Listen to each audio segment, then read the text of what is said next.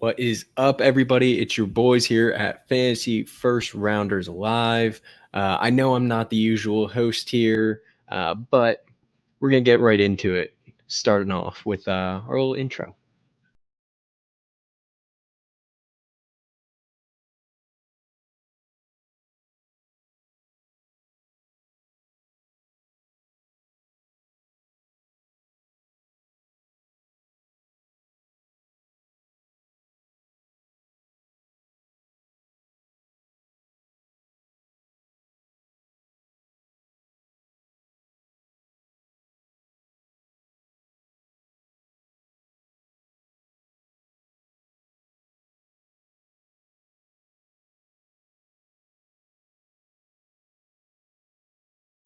What is up, guys? Welcome to another week of the Fantasy First Rounders. As always, Billy Witt, the Dragon, real Ryan Hicks down here, and I am FFR Tom, our host. Chris Pinto, unfortunately, not able to join us this week, but that's okay. We're still able to keep rolling. We'll miss him. If you're out there watching Pinto, don't worry. We won't let your guys go amiss. All right. But before we jump into the meat and potatoes this week, these guys' specialty tight ends. Ryan, tell them a little bit about the St. Jude Bowl, second annual St. Jude Bowl we got going on this year. Yes, guys, so excited. Keep bringing those registrations in. You still have time. We've got divisions starting to get filled up. We're really excited about how many we've got so far and can't wait to see how many we get total. Just remember it's $20 and we are donating to St. Jude as well as the winner getting money as well. We just can't wait to get this going again. It was so fun last year. It's going to be so fun this year. Yeah, I'm really looking forward to it. The commissioner in the Reggie Wayne division right now, I already have a friend of the show, Travis Sumter, in my division. So I'm already a little bit nervous about the competition in my division. Looking forward to getting my division filled up and draft scheduled, man. I'm excited. Yeah, boys. How much did we give to the winner and donate to St. Jude last year? 1,200 apiece. 1,200 total each. And a I trophy, love it. trophy. I love it. So this year going to be even bigger, even better. So if you haven't signed up yet, message us on Twitter, Facebook, message one of us in particular. We'll get you signed up. Make sure you're in it. $20 buy-in to win at least 1,200. That's a pretty good chance to me. So Yes. with all that being said, we're going to jump right into it here. Tight end consensus rankings. Unfortunately, don't have the graphics this week. Apologies, but roll on with us. We still got the stats that win you ships. So, Billy, why don't you kick it off here? Number one consensus tight end, Travis Kelce. Yeah, Travis Kelce's been the consensus number one tight end for 5 consecutive seasons. He's also had 5 consecutive 1,000-yard seasons. When this stretch also got started with Alex Smith, now just blossomed into a completely different level with Patrick Mahomes at the helm. 2 out of the last 3 seasons, he's reset the yardage record for a tight end. Just an incredible guy that's going to get heavily targeted and a likely candidate for 100 catches, and a guy that's going to end up in the top 5 and probably number 6 ever in career numbers as far as yardage and receptions go after this season. So definitely the still bona fide tight end one in my mind. I'll go nowhere different if I'm drafting a tight end, but unfortunately I'm usually not targeting a tight end early enough to end up with very many shares of Travis Kelce. Same. It's a bit of a shame because, man, the consistency you get here outside the slightly sporadic touchdown production, the yards per reception stays up in elite territory. Stays in elite territory, over 1,000 yards every week. Just to be able to plug him into your lineup is such a big advantage week in and week out. I don't wind up with him because I just can't get the taste of running back out of my mouth that early. But Travis Kelce is a worthy investment. When you talk about a tight end, you just don't have to worry about him again. I mean, he's never, since 2015, he's played in 16 or 15 games every season. He's never missed more than 1 game since 2015. That is an outrageous consistency level and the production to go with it. You're talking about a heads and tails of distinct advantage over every opponent you face for the remainder of the season. At one position, you have to start. Yeah, I mean, this is probably the name when it comes to consistency. And by the way, speaking of name, I don't know if you guys saw, apparently we've all been pronouncing his name incorrectly. Apparently it's Kels. And he and his brother never decided to correct anybody. I don't know. Kelsey, whatever it is, this man is consistent. He does put up massive numbers, and it is tough not to have him at number one. Looking at our rankings, Ryan, Billy, and Pinto all had him at number one on their consensus rankings. I was the odd man out. Forgive me, boys. I had him at number two. It's really just on some upside for a guy that we're going to get into. With the next person, number two in our rankings is George Kittle. Ryan, you had him pretty low, ranked number 4. What are your thoughts on Kittle? Well, here's a couple things that I think are going on here to put him at 4. I don't think that he's not good, by the way. I still have him in that elite category, but you got some guys we'll be talking about later that pushed him there. Also, Deebo Samuel is an absolute weapon. Brandon Ayuk has proven to be a capable weapon as well. I think they're going to be able to run the ball. And I think by the time Trey Lance takes over, that's another dynamic part of the offense. So I don't see Kittle getting the target volume he would need to maintain that number 2 status over some guys that we're going to be talking about very, very soon here. So I don't want to get into that yet. We'll get into that later. But that being said, I mean, it's George Kittle. And then you're talking about in Dynasty, he's still quite young comparatively to the other like high tier guys. So for me, I still love Kittle. Like for the same reason I don't wind up with Kelsey, I don't often wind up with Kittle, but he's an excellent tight end. I mean, there's no doubt, and why he's the second ranked tight end in our consensus makes sense to me completely. Yeah, I definitely don't disagree. This is the guy I had ranked number 1 overall. Honestly, it's upside, right? George Kittle is a monster. Well, Kelsey is that consistent guy that you have no concerns about plugging him in, week out. Kittle definitely does have his off days, don't get me wrong, but he is so physical. He can run routes, he can catch the ball, he can run after the catch, and he blocks, to me, probably the best out of these elite tight ends. Kelsey, nowhere near as good a blocker. Some of the other guys that we get into, down the list, nowhere close. He pancakes guys on the regular.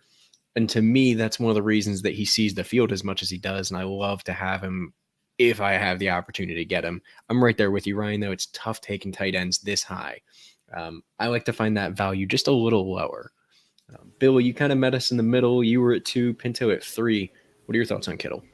Yeah, I love George Kittle, obviously being an Iowa fan. But one thing about George that I always kind of struggle with is at Iowa, he wasn't anything super special. It's really frustrating to see him go to the combine and be the guy he was. Didn't even have a 400-yard season, 10 total touchdowns in his career, and 2 seasons at Iowa. Which, if you know anything about Iowa Hawkeye football, that's not a whole lot for what they tend to do with the tight end. So seeing the monster that he was, it was disappointing, and I love what he's flourished into in the NFL. He is a fantastic player. My only concern with George Kittle is that season where he had the monster 1,300-yard season, broke the yardage record, and all that good stuff in 2018. He was pretty much the only receiving option on that 49ers receiving crew on the field. I mean, the second leading receiver was Kendrick Bourne with under 500 yards. Kittle led the team with 136 targets, Kendrick Bourne just 66. So he was really the only guy they were going to in heavy volume. And to allude to what Ryan was saying,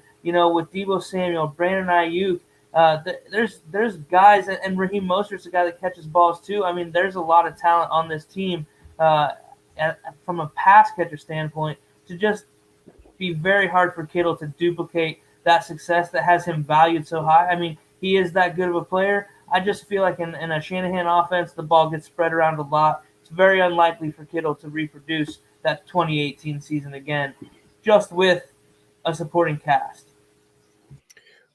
What do you guys think the difference Trey Lance makes on this offense and George Kittle specifically? I think it's an improvement if and when he gets on the field. I think George Kittle likely will be the beneficiary of a lot of the balls that get thrown when he's scrambling, getting out of the pocket. George Kittle is going to be that safety blanket over the middle of the field, first line of sight guy, likely a lot. And hey, if you got a guy like George Kittle and you see him, you're throwing it anyway.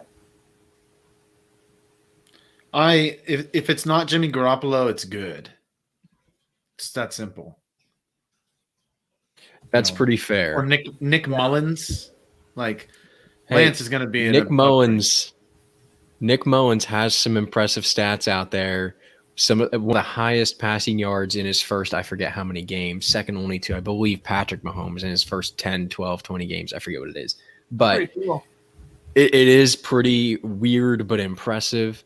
I don't hate Nick Mullins. And I think he might be on the Eagles now too. Not a brag there, but that does bring us to number 3 on our list here. A guy that got a lot of hype last year. If I remember correctly, Pinto was a big fan of this guy, Darren Waller out of Vegas. Number 3 on our list. Ryan and Pinto both have him at 2. Billy at 3. I had him at 4. Again, we're still in that elite level of tight end, right, guys? There's no question that this guy has the ability to play. Looking at last 2 seasons, over 1,100 yards, though his yards per reception went down last year from 12.7 to 11.2, but his touchdowns went up from 3 in 2019 to 9 in 2020. Personally, I am a little bit scared about the fact that they just destroyed this offensive line this offseason. So not that he's the best blocker, like we said, Kittle is kind of the monster out of these guys, but you could see them trying to keep tight ends, I think, in to block a little bit more because you don't have much of an offensive line. And when you have guys like Ruggs outside trying to get deep downfield, you need an extra second or two for Derek Carr to kind of drop back and let that route develop. What do you guys think? Yeah, I'm a little bit concerned with Waller because there's no real help for him in the receiving game. Henry Ruggs really had the one game against Kansas City where they just kind of jumped on the Chiefs and happened to pull it out in just a really awkward game. And Ruggs caught 2 bombs in that one. And other than that, really disappeared all year. So Waller was just another one of those guys that was very heavily targeted. Nelson Aguilar, really the only impactful receiving threat on this Raiders offense. So Waller, I just hope there's enough help around him that he can't be keyed on because the other guys can be handled one-on-one or with something simple. I think they can try to key on him, but I'm not sure they can. I mean, he's kind of talent with he's a hard matchup for anybody defensively with that size and speed combination. He's just such an incredible athlete. The volume for me, I can't see the volume going down too significantly. So that's why he's my number 2. Semi for the same reason Billy was saying there's not a lot of help. Although I do think that Bryan Edwards and Henry Ruggs should be better versions of themselves this year than they were last year, at least. How good are they? I don't know. But Waller at least should have serviceable receivers around him. And then with the addition of Drake having that 1-2 tandem, they might have an interesting offense and Waller might be able to exploit some stuff through that. But I don't see his volume coming crashing down or anything. He's still the best weapon offensively they have as far as catching the ball. Maybe that lack of help is kind of what's capping that yards per reception that you talked about, Tom. Yeah, definitely. Definitely going to be interesting to see what they do either way, right? I think it's a good offense, but like I said, that big concern about offensive line. I think he's going to be a top tight end regardless. Yeah, I agree. Yeah, he's safe. He's safe, right? Yeah. He has a safe floor. Again, we're still in that realm where, I don't know about you guys, I don't get these guys is I can't take a tight end this early. It's too early in a draft. All these guys are going in the first 2-3 rounds, depending on what kind of style you're in. I'm still waiting. Yeah. For me, it's kind of like these elite 3 guys. There's kind of 2 groups. Like Kelsey and then Kittle are the guys that might break the yardage record, and Kelsey and Waller are the guys that might lead in receptions at the tight end position. All 3 of those guys, and then a really, really, really big gap. Ultimately, these are really the only 3 serious threats at having 1,000-yard receiving season, with Kelsey and Waller being the only ones that did it last year. Actually, they're the only 2 above 750 last season. So this kind of shows the gap in the production at that position after those guys. I have one more, I think, Billy. We'll cover him later. Okay. I think there's one more. With that being said, Billy, you don't think that the next guy, another Iowa guy, could get close to 1,000 yards?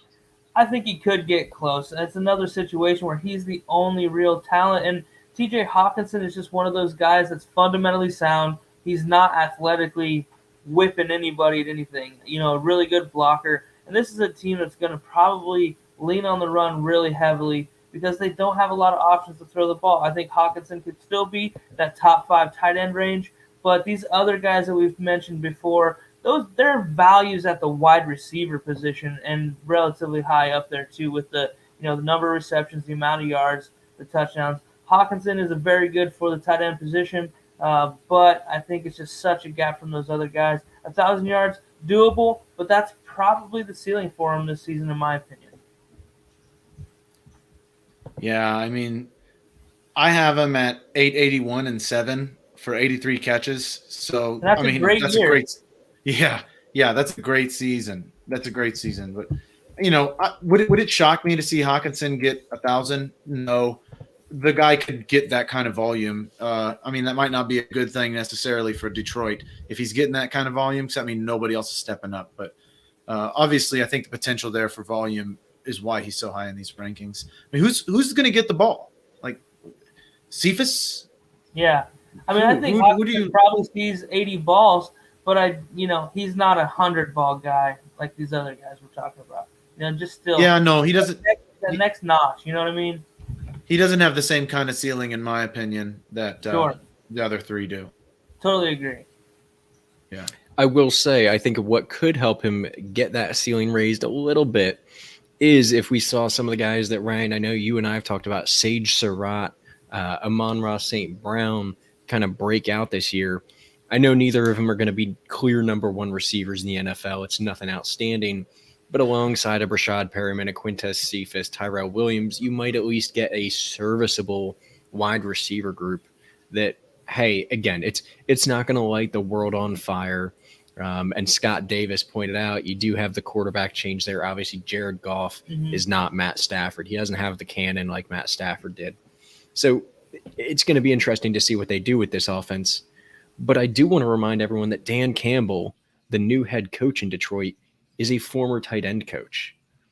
So you know that a big focus of his is going to be on the tight end position. So I wouldn't be shocked to see that, help Hawkinson here. And at the very least, I think it assures that floor. I think, with such a sure-handed tight end, again, like you said, he's not the most athletic. He's not burning guys. He's not the best at yards after the catch, but he's going to get downfield, get enough room, and take the ball in. That's all you need. So at the end of the day, I think it's a safe floor. We have him at 4. Again, across the board, I had him at 3, Billy and Pinto at 4, Ryan at 5. We're all very close on these guys.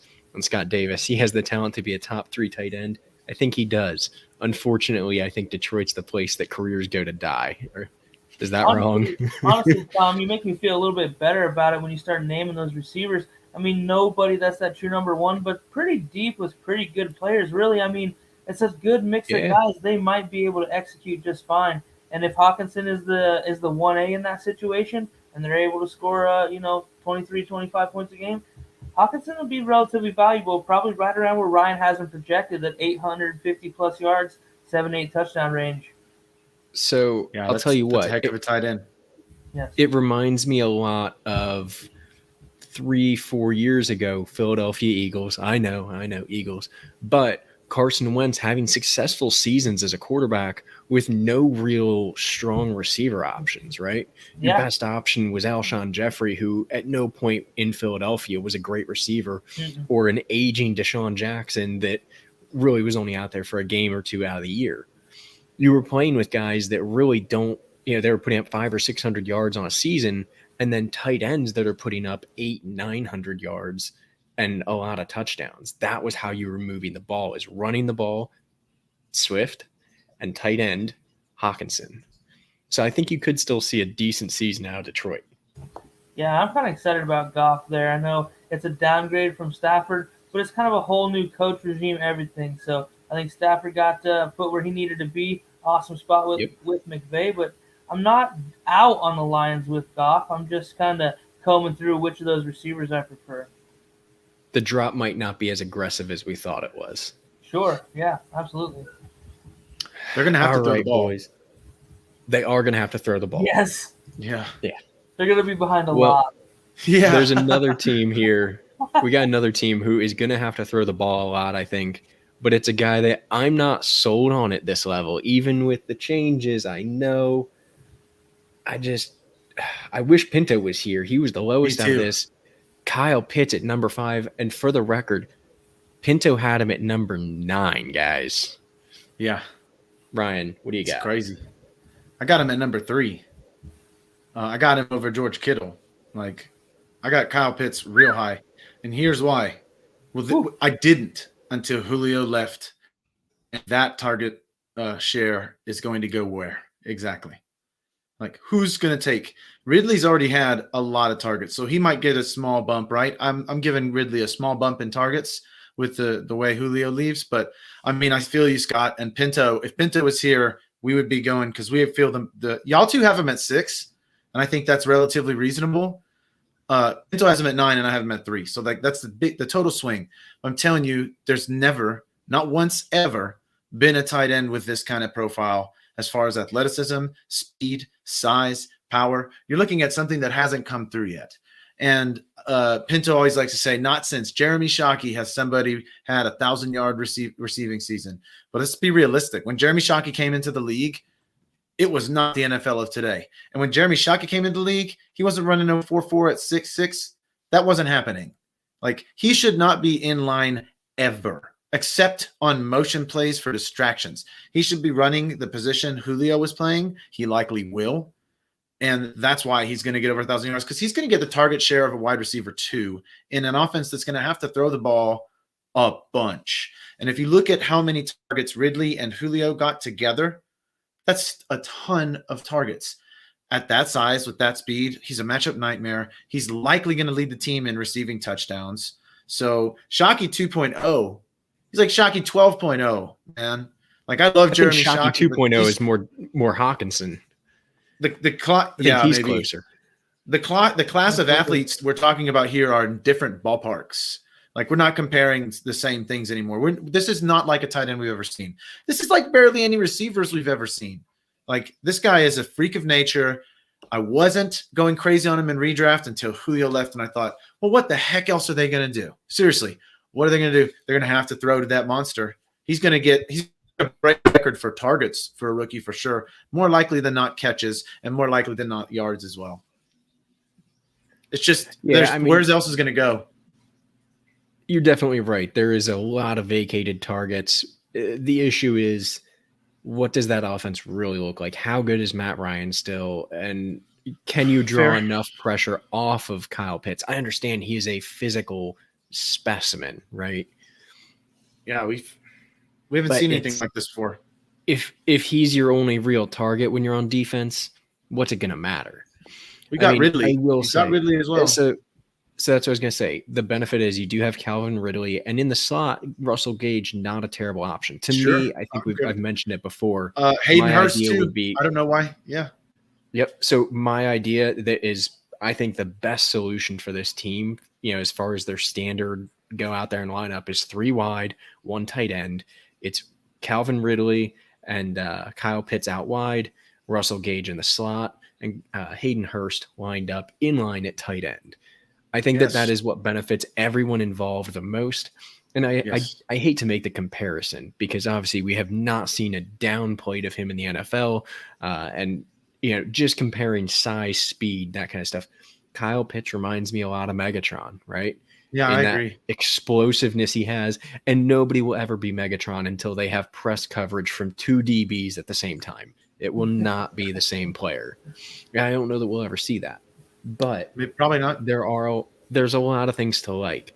I'm just not sold on the offense and how they'll use him. That's my biggest concern. Sure. Understandable. Also, you guys, this isn't the Falcons of old either with the hiring of the new coach Arthur Smith. This is expected to be a much more run-heavy offense. But that being said, Kyle Pitts is going to see enough volume to render him a top tight end just on sheer volume alone. Everything else aside, if he's going to see 100 targets, that's already top 5 range in opportunities, at the tight end position last season. So I have him projected for 99, 68 receptions, 853, and 7 touchdowns, which, like Ryan said, would lead the Falcons in touchdowns. I have Ridley projected for 6. Ridley obviously getting a lot more targets, a lot more yards, but I just see Kyle Pitts being that guy in the red zone that the ball's going to go to him in the red zone, guaranteed. Calvin Ridley is not that stature of a guy. And I don't think Mike Davis is that dude either myself. I think Kyle Pitts, the new toy. Why else wouldn't you use a guy like that for jump balls in the back of the end zone? So I'm excited for Kyle Pitts. I'm just not getting him a lot because, number one, at tight end 6, I'm relatively low on him against the field. And number two, like we've all kind of said many a times, we're not really targeting tight ends where these guys go typically. So I haven't ended up with much Pitts really anywhere. Yeah, I especially know, in it those makes rookie me drafts sad. going mid first round. Yeah, I can't top get You that. five. see, Yeah. that's where I got him. I got him in my rookie redraft. I mean, my rookie drafts in my dynasties. And if I'm around pick 4 or 5, I'm okay with snagging. I just think he's generational. I'm getting him. I want That's some of fair. them. I At think least. that, yeah, and I've tried to get some, but number one, you have to be up there in those top 5 picks. And number two Yeah, for is sure. if you are up there, your team likely has some weaknesses, right? Running back, Personally, quarterback. yeah, unless it's an issue of a tight end premium league, I find it very difficult to draft a tight end over a top quarterback or running back in those top 3, 4, 5 positions. But here is my one counter argument to that. In Dynasty, imagine if the Travis Kelsey, and you have to start a tight end. That's done. That's one thing you don't ever have to think about ever. That's a wonderful, wonderful, wonderful weight lifted off your shoulders. And if you think Kyle Pitts, let's be realistic. Kyle Pitts is superior to Travis Kelsey physically in every manner. Now, I am not saying he's superior to Travis Kelsey as a tight end in any way. I'm just saying his gifts are superior. So I'm just looking at him going, oh my God, we haven't seen anything like this. I got to get some shares of this guy because you will never be able to acquire him again. If he goes for over 1,000 yards or over 10 touchdowns this year, it's over. He's not getting sold anymore. Keep in mind, there's no such thing as a sure thing. Oh, agreed. But big risk, big reward. Big reward. That's true. I want to scoop him because I don't think he'll be tradable. Taking Pitts over a guy like Jamar Chase, though, too, with the Julio comparisons and an offense that throws the ball 40 times a game. There's some mechanisms to be made, but I definitely get what you're saying there, Ryan, with Pitts. He is a generational guy athletically with that size. Been a while. So the next two guys we got here, we're actually pretty close on, right? It's kind of split down the middle. One of them I'm personally not high on. Another one Ryan is explosively high on. We're talking about Mark Andrews and Mike Gesicki, number 6 and 7 in our consensus here. Mark Andrews, Ryan, and Pinto, both at number 6. Gesicki at 7 for both of them. For myself and Billy's at 7 on Andrews, 9 on Gesicki. Flip that for me and Billy. I'm at 9 on Andrews, 7 on Gesicki. We're really splitting hairs on a lot of these guys, dudes. We are. It's a very close grouping here, and then this is the last guy or the last two guys before it kind of starts breaking off, right? We start getting into our own rankings, and it starts getting a little bit more of a crapshoot, right? I think this is there's a lot of differentiations after this. Yeah, this is where it becomes maybe not to say that these guys are that elite level, but the last of the sure thing tight ends, if you will, going into this year that you're pretty confident they're going to have a good season. You're not concerned about putting them in week and week out. So Mark Andrews, I have him at number 9 personally. The biggest issue, and it's what we have with everybody in Baltimore for me, is quarterback play. I'm not sold on it. I'm going to leave it at that. A quarterback change would go a long way for him, though it does help him compared to everyone else, as this is Lamar Jackson's favorite target. But even with that, I still have him at number 9 overall. Gesicki, I do love. I think he's a fantastic player. And really, I think that the biggest concern is where does he get lined up and how often, as they brought in quite a bit of help down there for Tua, Devontae Parker, Will Fuller, Jalen Waddle. Now you're starting 3 receivers. And then Mike Gesicki and Hunter Long brought in behind him. So you do kind of have some flexibility to put guys kind of all over the place. And I think if they're able to get creative, it could go a long way for Gesicki. What do you guys think?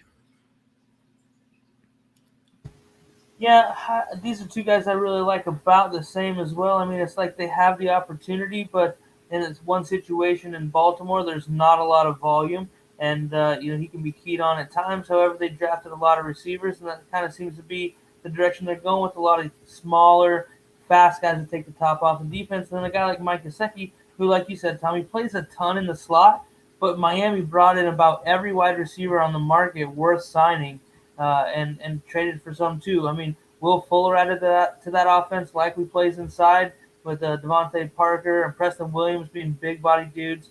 And Myles Gaskin catches some balls too and works a lot of that underneath stuff. So a lot of mouths to feed in Miami. However, I do feel like Gesicki is one of those guys with that athletic ability that's not very often found in a guy that size. I think they find ways to use him. He should be the guy that sees the ball in the red zone. To me, Devontae Parker is kind of an underwhelming talent, in my opinion, a guy I could forget about. And hopefully Gesicki kind of blossoms and magnets a few of those targets in the red zone this year. Yeah, man. For me, if I was more sure about Tua, I would have Gesicki higher than this. I'd definitely have him higher than Andrews, and I'd likely push him up into that Hawkinson range. If you flip their positions, I think Gesicki and Hawkinson are similarly talented. And I actually think Gesicki might be slightly more athletic, whereas Hawkinson's a better blocker.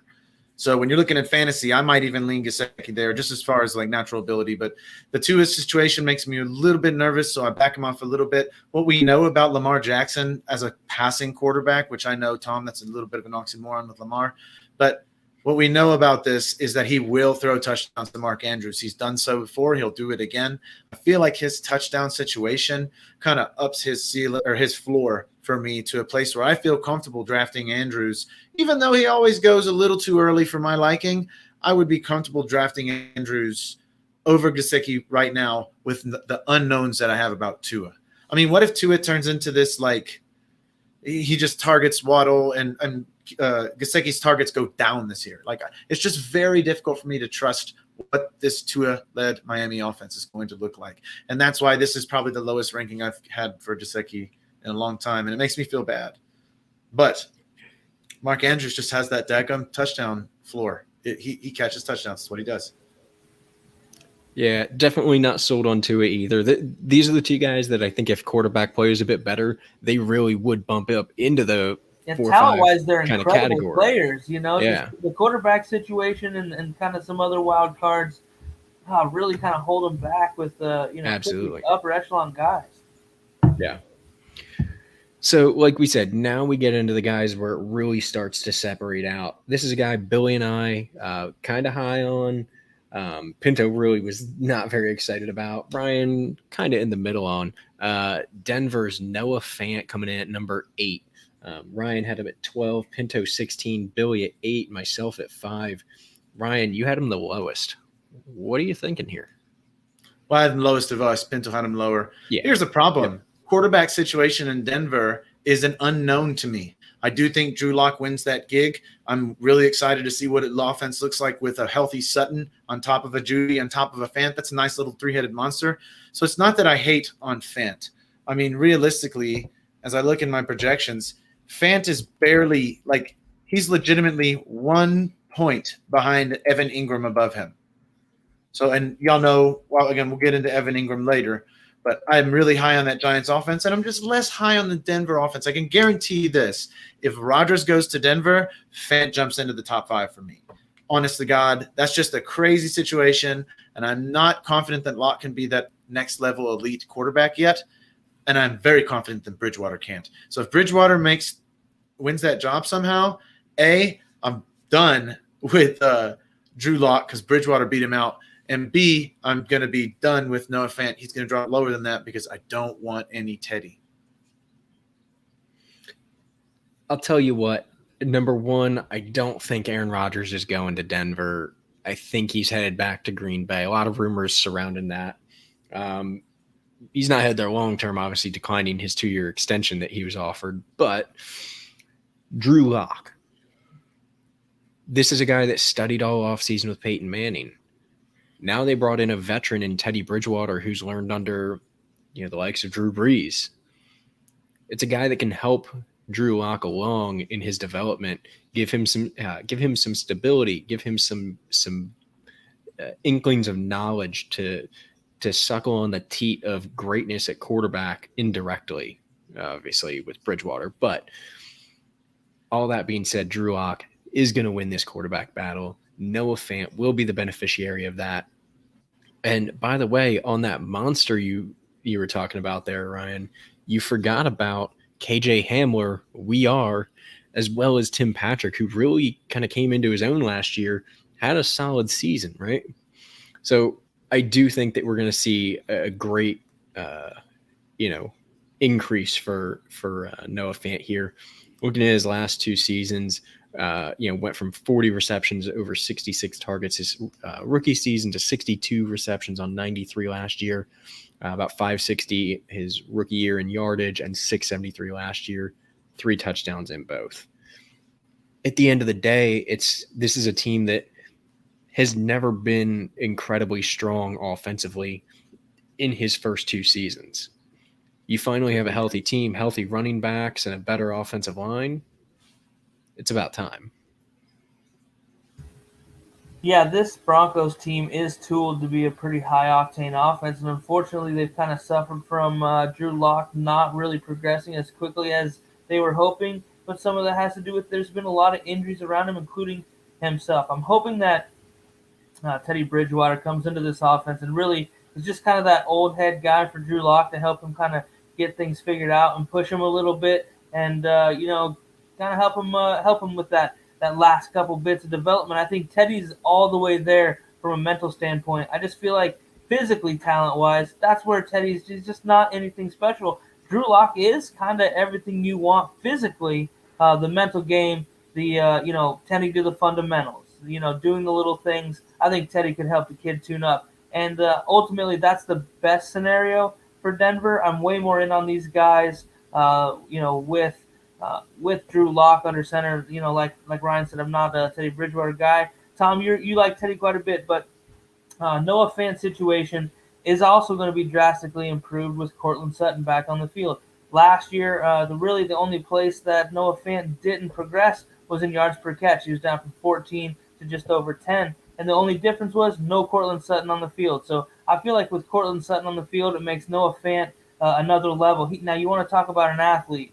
Noah Fant is an elite NFL athlete, especially at the tight end position, running a low 5.4. He was the fastest tight end in his class. The guy's a monster himself. There's no way that this offense tuned up and rolling, that Noah Fant doesn't become something that defenses have a really hard time handling when you have a guy like Courtland Sutton back on the field and Jerry Jeudy, KJ Hamler, a lot of weapons. All of a sudden, these guys become really hard to stop. And without Fant being the big scary one like he kind of was last season, I think that's what you saw in that regression in yards per catch, is just being able to key on him with the tandem of, combination of poor quarterback play. So everybody's kind of low on Fant this year. He still was tight end 8 last year, so there's no reason to believe that another top 10 season isn't very doable, and I think you're getting them at an extreme value right now in redraft especially.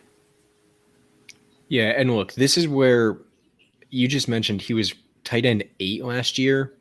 This is a guy that had 62 receptions for 673 yards and 3 touchdowns. Those are very attainable numbers at the end of the day, right? It's not crazy for any of these guys we've talked about to get anywhere close to that. And technically, we still have 4 more guys after this that are tight end 1, right? Yeah. So, and by the way, with Bridgewater, I think you nailed it, Billy, on the mental piece. He's been there mentally. He knows what he's doing. If he can transfer that to Lock could go next level with all the education he's received. Could. Yes. Well, with that being said, we're going to a guy that I really liked last year. He had a lot of flexibility in your lineup because he was getting tight end looks, as well as you were able to line him up in sleeper, at least at wide receiver as well. Robert Tonyan. So a guy that you could put anywhere in your lineup. Unfortunately, I just checked. They just finally removed his wide receiver eligibility on sleeper, which is a crushing blow to me. I love that flexibility to plug in anybody I want, wherever. But like we said, have him at number 9. I had him at 8 overall. Ryan at 9, Pinto at 11, Billy at 13. Billy kind of low on Robert Tonyan. Is it the Aaron Rodgers, concern? Is he going to be there or not? Or just Tanyan's not your guy? I like Robert Tonyan as a player. Aaron Rodgers' situation adds a little bit of concern for me, especially this early in the offseason. And as it kind of shakes out, it seems to be getting more and more odd. But that being said, he was tight end 4 last year, I believe, in PPR, but very, very touchdown dependent. That 11 touchdown season is very high. I mean, 52 catches on 59 targets. That's an extreme catch percentage. And a guy that really only had 586 yards receiving. And I don't see that getting to be a whole lot heavier. I don't see him getting a whole lot more workload in that offense necessarily. The touchdowns, kind of a fluky one. I mean, if he has 500 yards and 7 touchdowns, it's still a really good season. However, top 5 for me, nowhere near it. And there's just some other guys I like that I think have a little bit more upside. I think last year we got a glimpse at what Robert Tonyan is and can be, but I'm not chasing those points just yet. Let me see a little bit more. Yeah, well, look, if Rodgers is back, I'm about it. If he's not, then I'm terrified. And that kind of goes for everybody, except for kind of Davante Adams, who I think is probably quarterback proof at this point. But Tonyan has upside to be tight end 1. I honestly think he does. I'm not the highest on him. Tom, you're slightly higher than I am. But here's the deal. Like, if he's Aaron Rodgers' wide receiver 2, which is what he was last year, that can be tight end 1. It's just got that potential. Now, the floor is kind of scary compared to some of the guys we've just discussed, especially if, by God, Rodgers is not the quarterback. Because if you're looking at Jordan Love, he's going to go flatlining down my rankings. There's a lot of talent below him. But what's keeping him up here for me is the situation with the all-time great quarterback who just showed a very willingness to feed this man. I think Tonyan definitely improved a lot last year, so we should see some little improvements again because he really doesn't have that many miles on him, guys, even though he's like a little old when he came into the league. He's not like old for a football player. So I do like him. I like him in Dynasty too, but God, I really need some Aaron Rodgers clarity before we can do anything serious about it. He can't get any higher than this. For the record, evidently Aaron Rodgers ordered a deep clean of his house along with the majority of the Packers players and staff that don't live in Green Bay year round. So fitting right in with all the guys getting ready to move in for training camp. Guess we'll see what happens with that. But Robert Tonyan, I will say the advantage he has is, aside from Davante Adams, who is really better than him? You can make an argument, I think, for Allen Lazard, but are you really going to say that Equanimeous St. Brown and Marquez Valdes-Scantling are better than him, or even Amari Rodgers, the new rookie they brought in? I'm not sold on any of those guys. I think that his flexibility to line up outside – Aaron Jones is, but that's a different story. Yeah. Running back versus a full-blown receiver, But he has the flexibility at his size, 6'5", 237, so a lean tight end. You could line him up in the slot. You could line him up outside. And you have Jace Sternberger that you can line up in line at tight end, and they can move guys around without too much concern, I think. So assuming Rodgers is back, I think the floor is safe. He's going to get the ball. He might not be quite as incredible as last year, that tight end 3 or 4 in PPR, but I think that ending up in the 5, 6, 7, 8 range is entirely realistic. Like we said with Noah Fant, 600 or so yards and 3 touchdowns, 4 touchdowns isn't too hard to obtain for a guy this good. Miles Peacock saying Tonyan's onion flavored rings. Yep. I'm not quite sure what that even means, Funyuns. But it sounds. He's Funyuns. Robert Tonyan. Funyun. Okay. All right. I like it. I actually have some Funyuns sitting in the other room, man. Hey. And Noah can't. All right. Miles Peacock out here cracking jokes on these boys. Well, that takes us into number 10. We're halfway through our top 20 here. A guy that you'd think I'm really high on. I'm not that sold on from a fantasy perspective. Dallas Goedert. I have him at number 10. Billy at number 5. Pinto at 12. And Ryan, you're way lower than me at 16. Ryan, what's going on with Goedert? Look, it has nothing to do with Goedert. I do like Goedert. It feels weird. And I do suspect, so these were made with the idea that Ertz is still on the team, okay? So I highly doubt that by the time kickoff comes around, I have him as my tight end 16, okay? I just want to be clear on that. I went going in there saying, okay, I'm going to project in Ertz as he's still here. I don't think he's going to still be there, although it's looking more and more likely like it's a real possibility. That being said, that has a lot to do with it. And it also has to do with the fact that I'm not a big Hurts fan. I'm just not. I don't like Hurts, and that makes me not like Goddard. So two things that have nothing to do with Goddard have pushed him down. One of those is likely going to be remedied, but I don't see them having any other quarterback except for Hurts this year. So for me, I'm a little lower on him than you guys, mostly because of a quarterback situation, similar to why I don't think Andrews could be the tight end one. He just gets a bunch of touchdowns.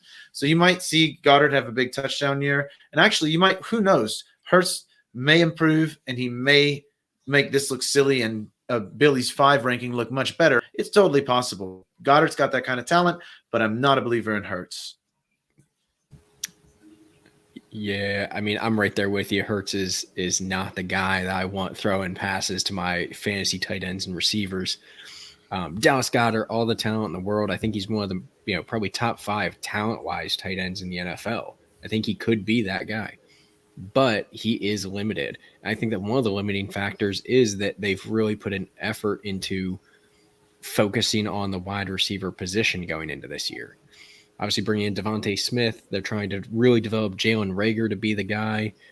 Travis Fulgham's still there from last year. Who knows if that's going to work out for them? But another big body, guy in there that could steal some of those targets in the red zone, and a guy that, oddly enough, is still in the conversation. Greg Ward Jr., the former quarterback in college, stealing targets from everybody. But I'll tell you what, in Philly, he's all heart, and you'll love him.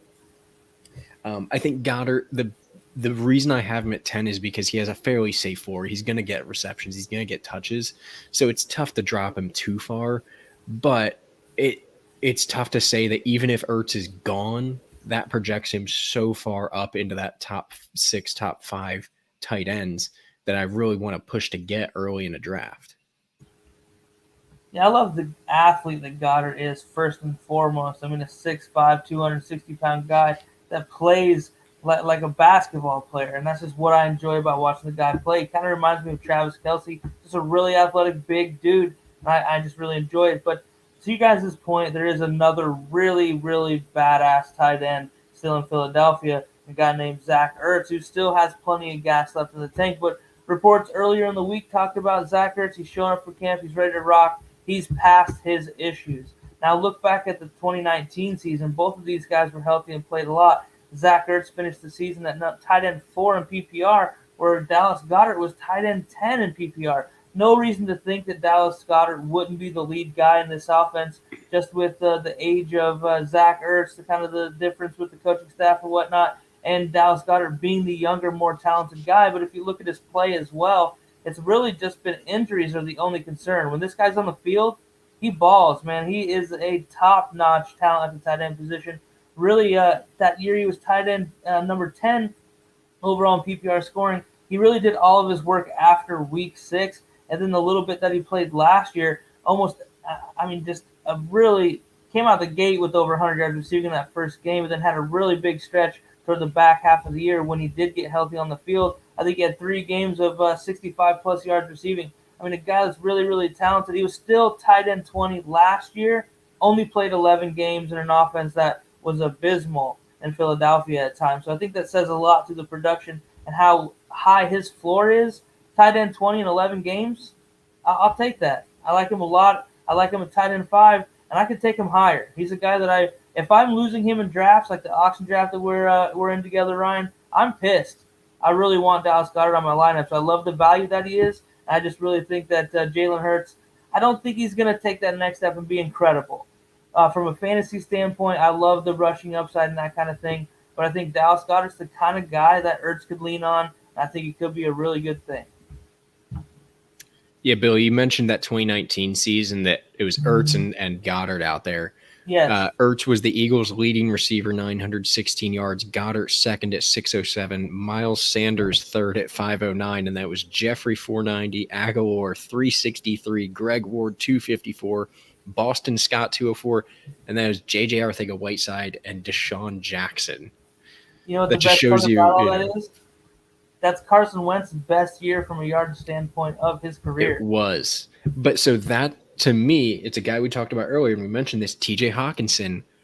I think if those receivers can be just Serviceable, yes. serviceable, that's all it takes for these tight ends to get into a high-ranking tight end position is just some touches. Very true. That these Lions could look a lot like the 2019 Eagles. That's a great point. Well, with that being said, it moves us to a guy who's on one of the better offenses this year, a quarterback I think all of us are very excited for, the Buffalo Bills, and Dawson Knox coming in at number 11. Ryan, you had him at 10. Billy, 17. I had him at 11. And Pinto didn't even have him in his top 20. How dare he? How dare you, Pinto? So Dawson Knox, I know. Dawson Knox, I mean, this is a guy that I think all of us were very excited about last year. Like we said, obviously, Josh Allen is a monster of a quarterback. If you're on the field with him, I think it's a boost. It's kind of like the Chiefs offense with Mahomes, what we've talked about for the last, 3 years now. If you're on the Chiefs, you're going to be great. You kind of feel that way with Buffalo. Knox has kind of been not that so far. His rookie season in 11 games started, 388 yards and 2 touchdowns. And last year, only 288 yards with 3 touchdowns, and his receptions went down by 4, though only started in 7 games. The biggest concern for me with Dawson Knox is his catch percentage. A lot of these guys we look at are in the 70s, 80s, and, kind of the low seasons are in the high 60s. Dawson Knox is 56% catch percentage in his rookie season and 54.5 last season. And those are in the years that we saw Josh Allen have a meteoric rise in his completion percentage. So Dawson Knox hasn't benefited that. I mean, how do you guys think that kind of trades off here? Yeah, that's why I kind of have him at number 17. This is kind of where I separate fantasy and players that I love, because I love Dawson Knox. Yeah, I love watching this kid play. I think he's uber talented, and I think he's going to develop into something special. However, Buffalo really, tries to push the ball downfield to Stephon Diggs and a lot of the receivers a lot more than they do the tight end position. Dawson Knox also not necessarily a blocker. So the one concern with me is we haven't seen him get a ton of volume. When he does, I feel like you got a guy that's similar to a Mike Gesicki to me, just big, athletic, wiggle. I mean, some of the plays he made on the sideline last year, it's like, wow, this guy is way more athletic than I thought, and I already thought that he was pretty damn good. So I'm excited for Dawson Knox. I'm tempering my expectations because I got a little bit overzealous with liking the player more than the game last season. But 17 I feel like is accurate, but a ceiling that's top 10. Yeah, I just can't get over the potential. When you look at the athlete that he is and the offense that he's in, I think the guy is just incredibly talented. He hasn't been playing tight end for long. I know I brought this up, but he was the quarterback in high school and even coming into college. Lately, at the very end of his college career, converted to tight end. So the guy was still learning, likely still is learning. They didn't draft a tight end to really replace him. They brought in some guys, but nobody that I think is going to be a legitimate concern for Dawson Knox, who should be the tight end one in what is an extremely potent offense. So when you combine that situation with the talent that he has, apparently he's been working all offseason on his consistency, on his catching, which obviously I would agree with you is a bit concerning, his catch percentage. But I can't get past the athlete that I see running around in that uniform. He's such an explosive player that got the hops, got the speed, like you said, the wiggle. I think this guy could be even better than the 10 I have him at, just based off of the situation alone. Maybe I fall in love with the situation too much. I will say, when I do compare him to one of the guys that's in our top 7, kind of that, top area where we talked about tight ends, Mike Gesicki, another really uber athletic tight end. And he's one that his catch percentage, while not quite as low, was at 68.8, 57.3, and 62.4 in his first 3 years. So again, not a high 60s into the 70s, 80s% completion, catch percentage. So something that, hey, if he hits the jugs machines, maybe it's not as big of a concern, but that's got to be a daily thing. Yeah. All right. So moving on here to a guy that last year kind of came out of nowhere. It's a quarterback convert to tight end. It's I find it tough to get excited about him. Logan Thomas. I mean, somebody tell me why I need to be excited about him at number 12, the last of our tight end ones. Yeah, I'm with you, Tom. It's not that exciting to me. Most of his production last year was just based on a ridiculous amount of volume. That's not likely that he sees again with the additions of Curtis Samuel to that receiving room. So Logan Thomas, not a guy I'm going after. Not terribly high. I do respect what he did, but he's right outside of my top 10. But he has to be there on sheer volume alone. Target wise, he's up there in the top 7 or 8 guys really. So I like the opportunity. I just feel like the added weapons, and I'm not sure about the quarterback there in Washington either. So it's another situation I'm just not all that excited about. Although this guy showed last year that he can be a guy that you can. I picked him up off the waiver wire in a spot and rode him for a while. He was productive, but if it wasn't PPR or tight end premium, Logan Thomas still just another one of those tight ends that if you play him on the right week, you're in good shape. Ryan, you had him at 8 alongside with Pinto. What are we doing here? Ryan Fitzmagic is fantasy gold.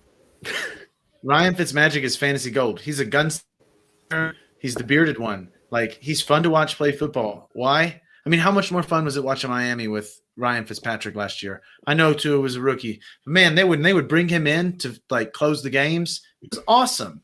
Ryan Fitzpatrick will launch the ball. There is talent here, sure. I don't foresee him getting that kind of volume, but what I do see is a steady chunk of work for just another part of the weapon that will be a high-powered offense to go with that defense. I mean, they should be able to run the ball effectively. They've got McLaurin, who I'm sure we all agree is a beast. Samuel was an excellent little tool player to have as the number 2. And then you got Logan Thomas, who, look, this guy was a quarterback until like 2 years ago. That's the other thing we also forget. He did not play tight end. So to see him using that athleticism that they all saw when he was coming out as the quarterback, saying, well, this guy's just a prospect. He's such an athlete. He is. He's an excellent athlete. Yeah. 110 targets is not happening, but 95 could. He's proven himself. Asset for Washington. They don't have needs at tight end. He played all of the games. He proved himself reliable. I like him. Why wouldn't you like him? Like he's obviously he's not a baby anymore, but in redraft, if you can get this guy later, and I've seen him go early, I've seen him go late, so it's hard to know which one you're going to get into. If you got a Logan Thomas lover like me and Pinto in there, you ain't going to get him. But if you're in a draft with Tom and Billy, you might get this guy at an appropriate value for what we have as the tight end 8 for myself and Pinto. Yeah, I mean, this is a guy I have at number 18, so. He's one of 2 tight ends in the top 10 in targets that average less than 10 yards per catch. So that's a little bit of what tempers your expectations with Logan Thomas. Yeah, Ryan, I will say with quarterback play wasn't great. So with Ryan Fitzpatrick, I don't know how much you guys watch baseball, but if you know Craig Kimbrell, pitcher, played for the Red Sox, the Braves, he was a closer, and he had the funkiest windup where he'd lean in with his arm out. It was a real funny thing to watch. But that's what I think of when I think Ryan Fitzpatrick. He's the closer. You bring him in to close out the game in the fourth quarter. He's got this weird, energy to him, right? Yeah, that's what Ryan Fitzpatrick is. He's not a starter. He's the Nick Foles he can be. of. Hey, I'm kind of on the Taylor Heineke train. They got the extension. They paid the kid a little bit of money. And Fitz is a bridge quarterback. So I think they think that Taylor might be the guy that ends up with this job down the home stretch. 15 years from now, Graybeard is taking them to his 4th Super Bowl. We'll say Fitzmagic's going to retire one of these days, and Washington's going to pay him again. And he's going to keep going. Real quick, before I actually get into why I have him at 18, Ryan Fitzpatrick, if this is his last season, theoretically, right? Could he get into the Hall of Fame? No. The biggest thing keeping him is he has not been to a Pro Bowl, and to get into the Hall of Fame, you have to be voted into at least one Pro Bowl. So even if Yeah, people no, he's thought not. he could be a Hall of Famer, I know some people try and make an argument. You can't without being in the Pro Bowl at least once, and I'm sorry, but he's probably not going to make it this year. He But should have why a I little have wall with all the jerseys for every team he's played on for fun. But Ryan Fitzpatrick, definitely not a Hall of Fame quarterback.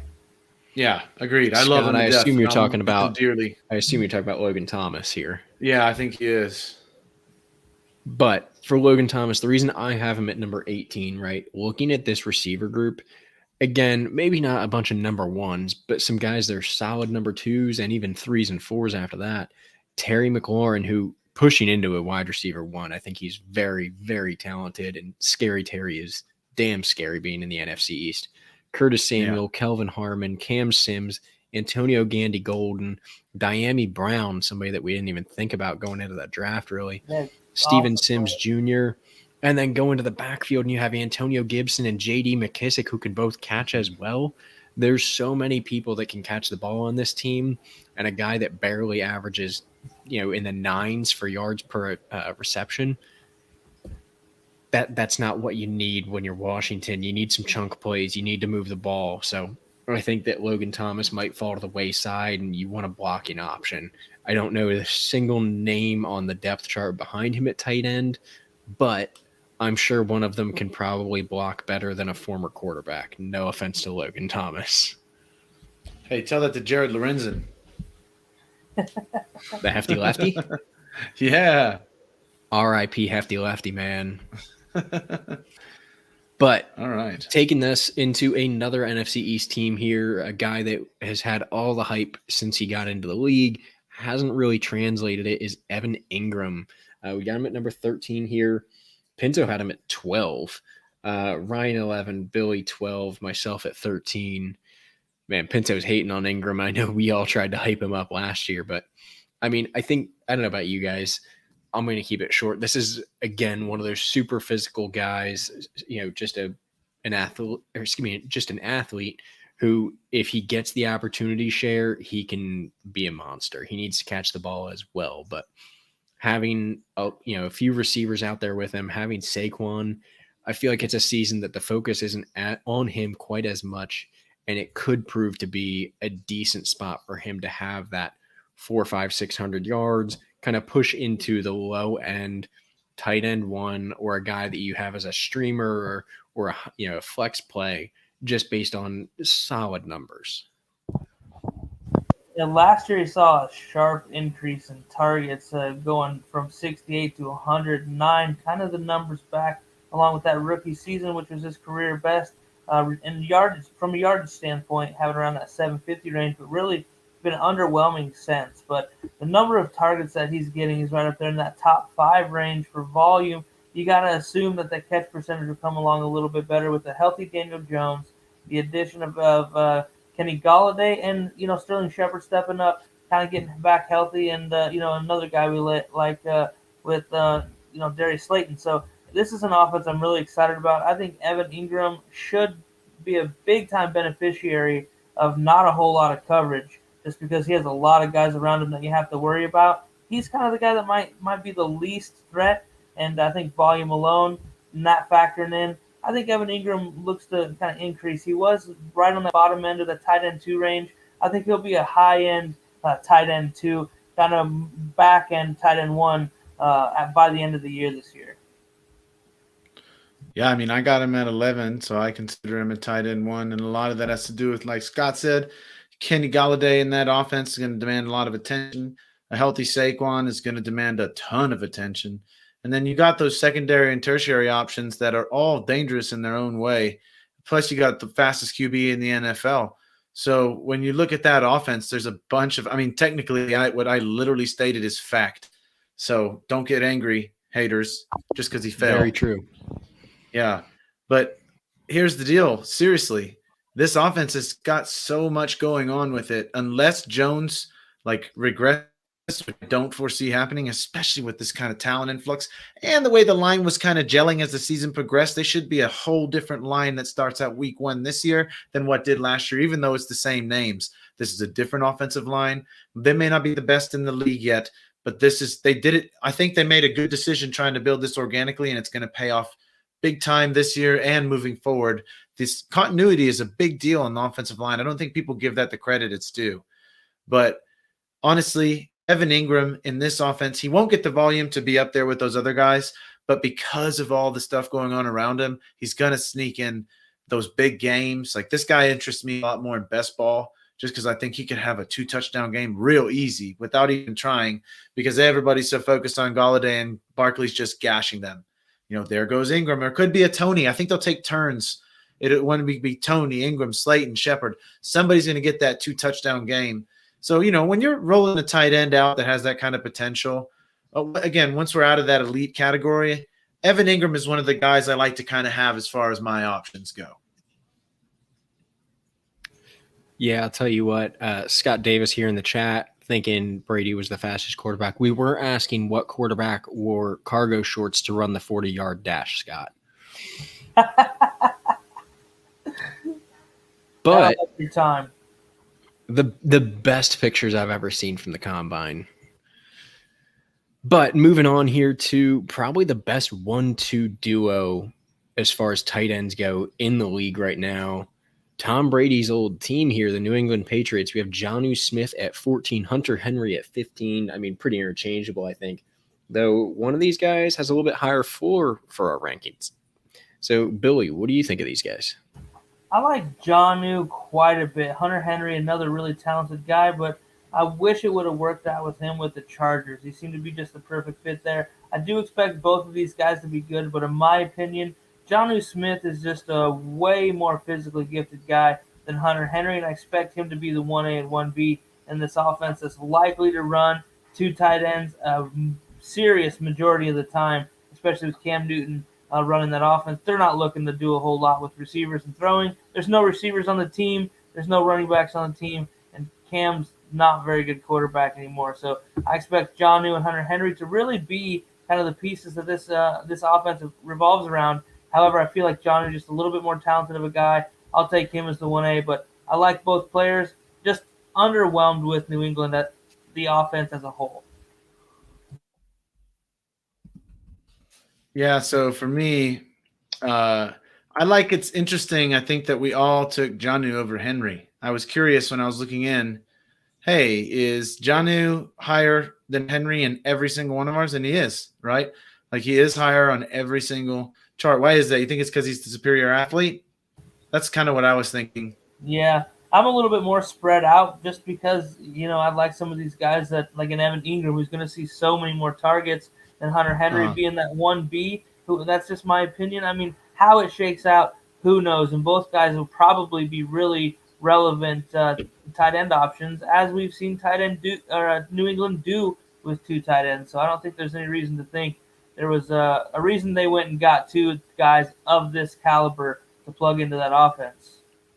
Yeah, I mean, I like them both. I wish if either one of them would have been there by themselves, we're talking a high-level tight end. Excuse me. We're talking a high-level tight end, right? If one of them is just the guy. When they go there together, they hurt each other in a similar way that Goddard and Ertz have in the past. Like, I know it's possible for those two guys to both be top 10. They did it. But the odds with Cam Newton and that team as it currently sits, I just don't see it. So at this point, there might be a couple guys that I have ranked lower than them that I might take a swing at with the higher ceilings. But these guys have a relatively safe floor. There's not a whole lot of other pass-catching options there, and not any that are superior at the very least. So Jonnu and to the lesser extent Henry should benefit from a lot of red zone targets and enough through the middle targets to make if you're in a tight end premium league, these guys should get volume enough to make them worthy of a pick. Just don't reach. But these two guys aren't going that early. Let's be realistic. Comparatively, they're not going that early because they hurt each other in the draft. So these are the value guys that you might be able to snag later, maybe pair an Ingram with the Jonnu Smith. That would make me feel happy. Those are two high upside guys. If you're in best ball, you might have one of the top tight ends every single week between those two guys. And that's really the way I've been integrating more of I take Jonnu in best ball. And if I get Jonnu, I really, if I can help myself, want to get a hold of Henry too, just in case one of those guys go down. Yeah, I mean, you're definitely right, Ryan. This is where the value comes in. This is where I don't want those guys in the top 5, 6 because they're going way too early. I have other positions I want to worry about unless it's a tight end premium league, right? So, Jonnu, he let me down last year, but I still think at the end of the day, better upside and a better floor than a Hunter Henry coming off injury. And all the same, it's going to be Mac Jones by week 1, 2, 3 at the latest. So, it's not like Cam Newton's going to be out here lobbing medicine balls 2 yards short of every receiver. But with that being said, either one of these guys, if you're pairing him with somebody else, I'm not so mad at it, and especially as late as you can pick them. I think you have a solid team around it, and you have the options at tight end. So moving on here, a guy that kind of got bumped up a bit thanks to Pinto. I don't know if you guys saw where he had this man ranked, but Cole Kmet coming in at number 16 on our list. This is a man that Ryan had at 18, Billy 21, I had at 14, and Pinto came in at number 5 on Cole Kmet. So a pretty impressive ranking there. I wish he was here to defend it. We're going to have to ask him about this next week. Billy, what do you got on this man? This is a guy that's uber talented coming into the league. However, he's just kind of another one of those dudes that's trapped by his quarterback play. And like the ghost that is Jimmy Graham, that just keeps kind of showing his head at the worst times, being just productive enough to keep the rookie down. I like Cole Kmet going into year 2. Andy Dalton, an upgraded quarterback play from just a veteran mental standpoint. So I expect, the guy that's open to be getting the ball when he should, and Kmet is a weapon, and I expect him to be used as such. I mean, we like Darnell Mooney, but outside of Allen Robinson, you're not really too worried about anybody out of those wide receivers and those tight ends, other than Kmet being one of those guys that should blossom into a really talented guy, a highly touted prospect coming out of Notre Dame, and a guy that we've seen flash already. So I think as he starts to take a stranglehold of this job, and the quarterback situation progresses in Chicago, I like the opportunity for Kmet. I'm a little bit lower on him. Redraft purposes, I'm kind of a wait to see it. I want to see how these things are going to work out, and I'm just not sold on Matt Nagy. So outside of David Montgomery, I really do kind of just shy away from the Bears right now.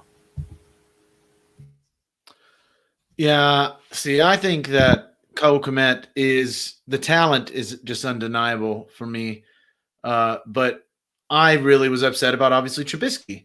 And then Dalton came, and I thought, okay, cool. We should see Kmet this year. I think the same can be said if Fields ends up playing.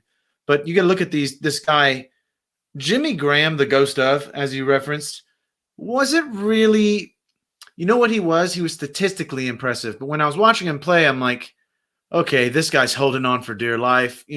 He's having a serviceable season. He's a feel-good story. But the end is nigh. I am surprised that he's still playing football, to be honest. I hope it doesn't end badly because Cole Kmet is already the superior talent. That is going to happen naturally or unnaturally at some point this season, right? He's going to take over as the tight end one. And when he does, you have A-Rob and you have Mooney. And I don't know, Miller, we'll see. Like, I've kind of liked that guy, but I'm no longer a Miller guy. You know what I am, though? A Cole Kmet guy, because the offense should be relatively balanced, whether or not they have Dalton or Fields. Robinson takes a lot of pressure. Mooney is a great field stretching type of a guy. And you got Montgomery and Cohen in the backfield who can do some damage. So who's going to be really focusing so much on Kmet? Again, I look at this, and I think this offense is more talented than it has been in the past. And now we get to see Kmet not only with his growth from, year to year coming along, but the ability to play with a quarterback who is likely far superior one way or another to what he has been dealing with before. So, I think it's an inevitable leap for him coming up. How does he already get to start him like Pinto's projecting this year? I'm not seeing that, but what I am seeing is that in the future. So in Dynasty, he's skyrocketing. I'll tell you what I see looking at some Bears numbers here. Jimmy Graham had 76 targets last year to just 44 for Cole Kmet. If those numbers flip-flop, Cole Kmet's going to be a ridiculously valuable commodity at the tight end position. He had 138 yards after the catch on just 28 receptions. That's about 5.5, 6 yards after catch, every catch. That's an athletic guy who's also breaking tackles and getting really open. So I don't expect it to be too long before, he he's out there, he's the guy, and we start to see him be showcased at times, pending Yes. matchups in this offense. I agree. Is it this year? I mean, I don't know if it's this year, but I see that's where Pinto's ranking's coming from. I get it. It wouldn't shock me at all if it's this year. Dynasty. Yeah, I mean, it's the let value me- pick. Yeah, let me have Cole Kmet stashed everywhere. I like Cole Kmet in this batch of guys where you're drafting him. He's a superior talent to most of these dudes. Yeah, man. So- Komet would. Yeah, that's a sneaky value. Don't do that if you're drafting against us. We'll get angry. Yeah, if you try and undercut us, I might get pissed. Yeah. But let me take a shot at Pinto's. Let me get into the Pinto mindset here and tell you why he's at 5. SEC. All right. SEC. What movie? So he wasn't SEC though. He was Notre Dame. No, He's I'm Notre just telling Dame, you. That's so, how you get you into know- Pinto's mindset. Pinto's No, mindset. I got you though. Ready? Hang on. So Cole Kmet Hold on. went to Notre Talk Dame. on mute, and then we'll get it. All right, hang on. Okay, Yeah. there we go. Oh, I wasn't on mute. Okay, we're in I the wasn't on right. mute. I wasn't on mute. All right. Okay. Yeah. All right. So Cole All right, Kmet now we're went to there. Notre Dame, right? Cole Kmet Uh-huh. went to Notre Dame, right? Where they pray to God. You know Uh-huh. who else prays to God is Nick Foles, the backup quarterback for the Bears, Uh-oh. who's not Oh, going to be man. starting over Justin Fields, but will be lining up on the other side at tight end alongside Cole Kmet. And then, do you know what Cole Kmet's going to do once a game at least? He's going to throw the Chicago special to Nick Foles at least once a game off a handoff from Justin Fields. Is that? Is, That's 16 a, passes, that's a deep dish right there. That's a deep dish. I feel like that was a deep dish. I feel like that was a Pinto Yeah. deep dish off of like the storyline, right? Like it's Yeah, I agree. Or the no, Bears. I mean, yeah, da Bears. It's there you go. No, I mean, I think it's the potential. I think that's what Pinto is seeing, and I agree with yes, it. I I see think it too. 5 is aggressive in a redraft in this year. Dynasty, I'm 100% That's my there. style. Number 5, all in. But right now, I think that low end tight end 1, and it's Bill, you nailed it. It's contingent upon switching some of those targets from the ghost of Jimmy Graham to Cole Kmet, because he is such a monster, and I don't understand why you waste the time you have of him at this young age on a rookie deal. Why would you burn it using up a guy that's in his 30s who's a former basketball player and can't block? Yeah, it makes no I I don't don't know. get it. I don't When either. I'm looking at him around guys like Logan Thomas, that pedigree of Cole Kmet being a top 10 in college, we watched him dominate, play really good football, flashed it last year as a rookie. I like the comfort that I get knowing that this guy's, supposed to have been a top tight end, a big dog tight end for quite some time now. It's just waiting for his time. Put it this way, if this is my second tight end on my roster, Very Ooh. happy. oh my God. My yeah. goodness. I am- Yeah. Static. I have the best tight ends in the league. Yep. Yeah, I'm real pleased. So, with that being said, another guy that's number 2 on his roster, Zach Ertz. We got him at number 17 here. Pinto doesn't even have him in his top 20. Billy at 14. Ryan and myself both at 17. Billy, I'm going to let you start this one off since you're the highest on Ertz. Yeah, we all know who Zach Ertz is. I mean, this is another one of those guys that's right up there with Travis Kelce and Darren Waller. A guy with that 100 catch potential. Now, he's he might be a little bit over the hill from being that guy. However, he's still one of the top talent at the tight end position in the entire NFL, and a very savvy football mind as well. So, him still being in Philadelphia is just kind of a technicality, and I think that might be a situation where we may see it like an injury and someone goes calling Philadelphia because, hey, our guy just went down type situation. I think it's very unlikely that Ertz is in Philadelphia to start week 1, but I could see him being there right up until the trade deadline. It's a tight end needy team needs to add him, to their roster to kind of fill that void. Or somebody, they get into camp and just don't like what they have. Hey, let's go make a move for a guy like Ertz and bring him in. It's unlikely he's in Philly. This is a guy I see catching 85 balls regardless of where he's at. Philly with Goddard, I still like him. I like Goddard a little bit better to be that 1A. But if Ertz ends up in like a Buffalo or Arizona or one of these really potent teams that's looking for that one extra piece to put him over the top, make no mistake, this is a Pro Bowl caliber guy still. And it could be a league winner because you're getting him as if he's, got cut by the Eagles and hasn't been re-signed by anybody. So I really like where I'm getting Ertz. I think I got him in the 14th round as my tight end 1 in a redraft league. So really happy about that because this is a top-notch quality player still. We just have some uncertainty with where he might be suiting up. Yeah, man. I want to remind everybody here that he's a year younger than Travis Kelce. Like, when we say he's over the hill and stuff, he's a year younger than Kelce, and he's missed less career games, even though he's missed more games lately. But Kelce got injured earlier in his career and has been healthy lately. Ertz barely missed any time until last year. He only played in 11 games, but before that, he played in at least 14 games every year of his career. So there's a level of consistency there that you like to see. He also went 5 straight years over 100 targets, and had he played an entire season last year, he would have eclipsed 100 targets again. That being said, I'd love to see him go. It would make me so happy, seriously. I mean, honestly, because they don't have that guy. We were talking about this. What was that last week? Indy doesn't have the one tight end. They more have like a cyborg of 3 different tight ends with 3 different strengths. This guy could come in and do it all for them. That would be so awesome. Reunite him with Wentz. He already has the familiarity. Best seasons were with Wentz. But if he stays in Philly, he gets the same crap that happened to Goddard happened to him, where Goddard hurts him and Hurts hurts him. So for me, I want to see this guy go almost anywhere.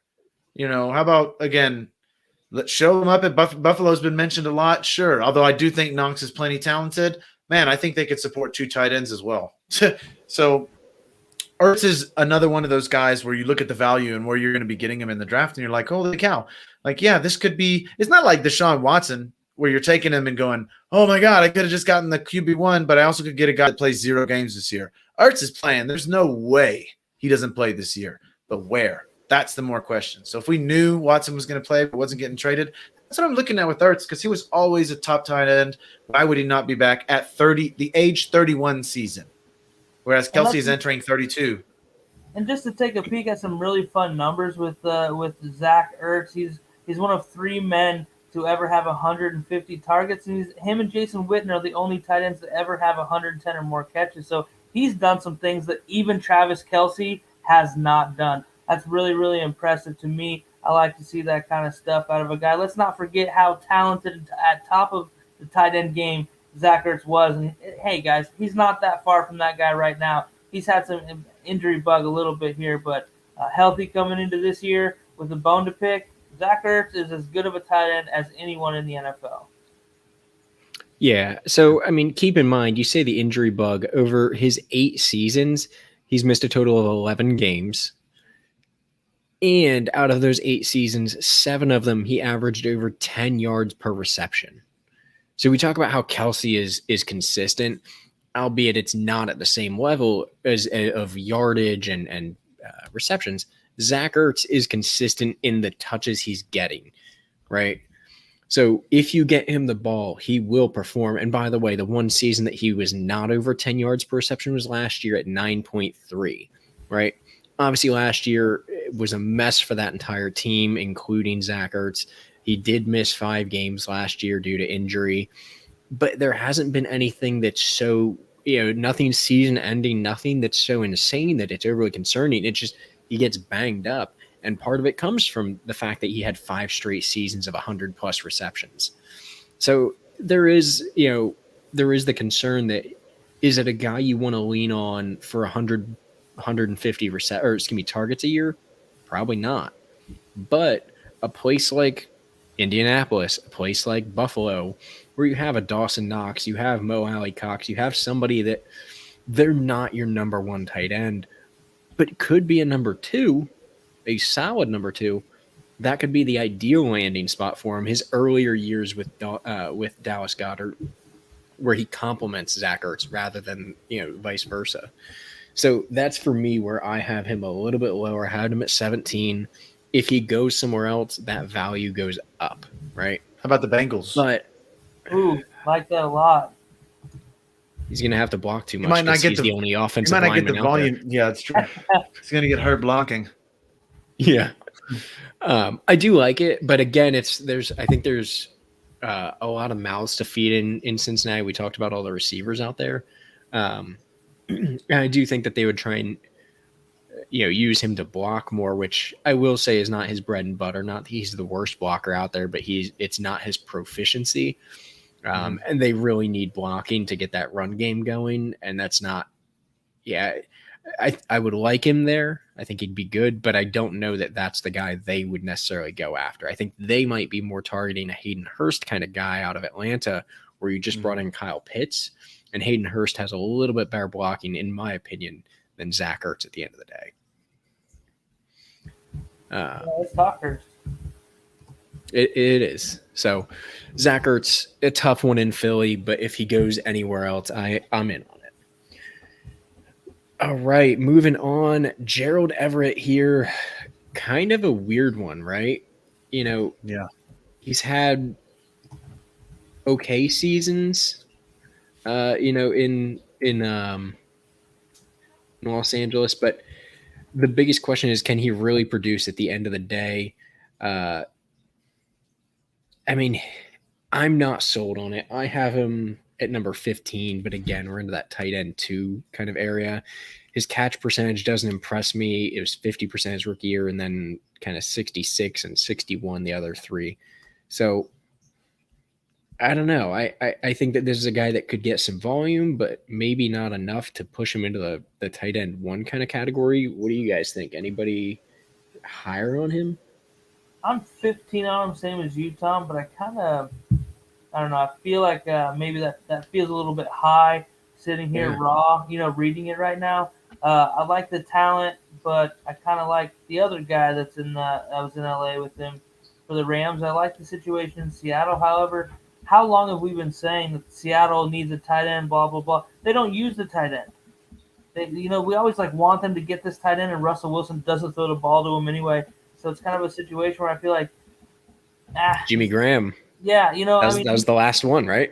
Yeah, and just another one. You know what I mean? So yeah, there was guys like Will Dissly and Hollister who had some stretches of guys that you were picking up and streaming, and it really kind of hyped up the Seattle Seahawks tight end as far as just fantasy play in my opinion. So I like the player. I don't know. It's kind of blah for me. I'm targeting him when it's getting really late in drafts because I like Russell Wilson. I look for a guy with a good quarterback. That helps out when you're drafting your first tight end or second tight end way later than most people. So he's a guy that I feel like has some upside, but I might be avoiding a little bit more. Cole Kmet I have at 21.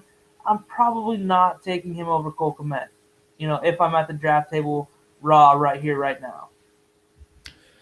Yeah, for me, I have him at 19. I'm the lowest of the 3 of us, although Pinto has him at least outside 20.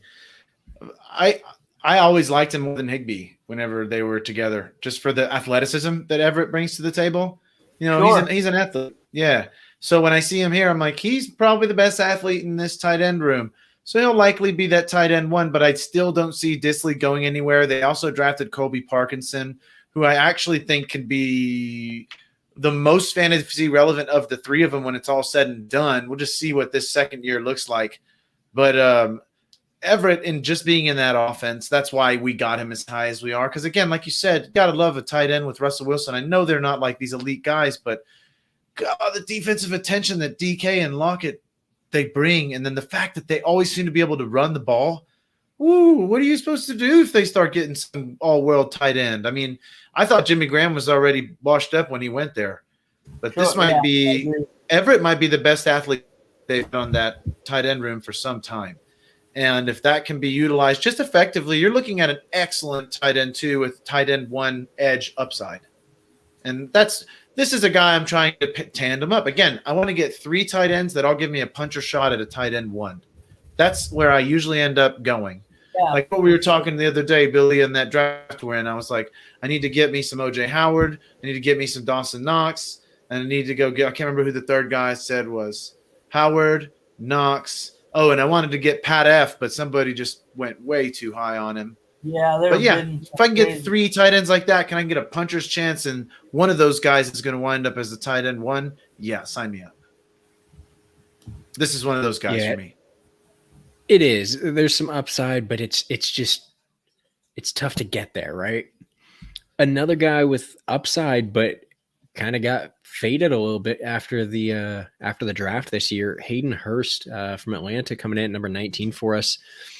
Obviously, we talked a little bit about Kyle Pitts here, and to me, this is going to come down to how do they break down this offense? Who's out there in what position?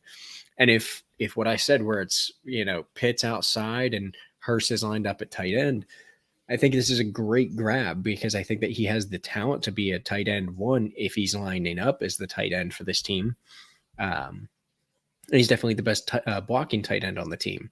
They did, albeit new coaching staff down there last year, ran 21% of their plays with 2 tight ends. So maybe we'll see a little bit of that. Hopefully he sees the field. But if the value is there, if you see him falling, I think it's worth grabbing and taking a flyer on that being the case, that he gets out there and Pitts is more of a wide receiver for him.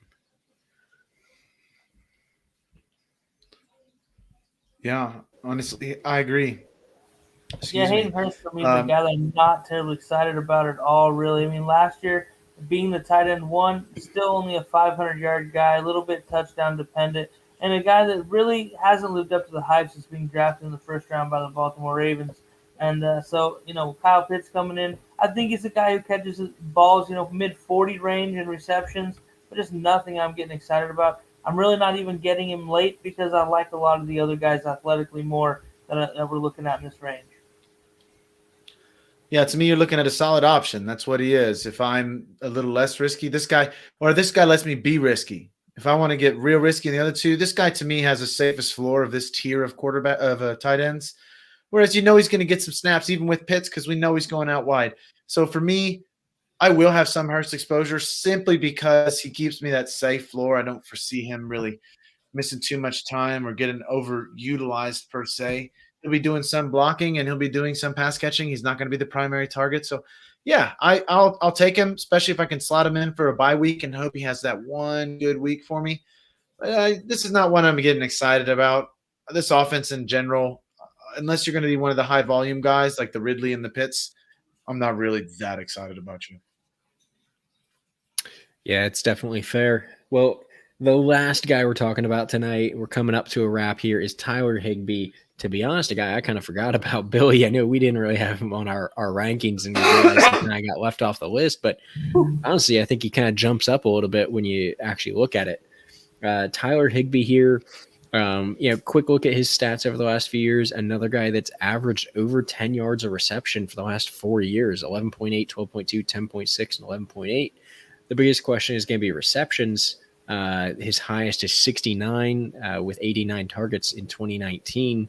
Other than that, last year, 44 receptions on 60. So if he can get the touches, he's definitely productive.